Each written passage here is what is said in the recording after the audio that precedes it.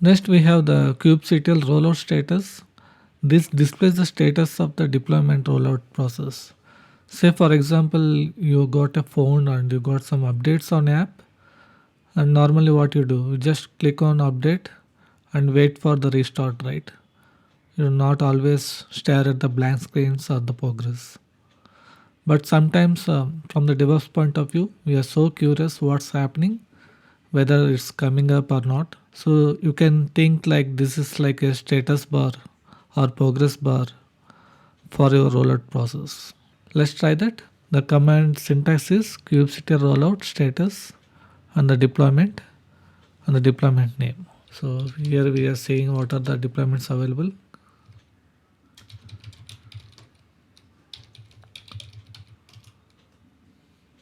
So we have these two, but these are already done, but this will be really helpful during the actual deployment process when the status shows still as pending. So here in this case, since this is already successfully done, you can see that deployment my web app successfully rolled out. In case of any stuck or image pull issues or something like that, that will be displayed here. So very helpful when you don't know what's happening and things are getting delayed. I think with this we come to this chapter end. We'll discuss more advanced level topics in the next sections. Thank you.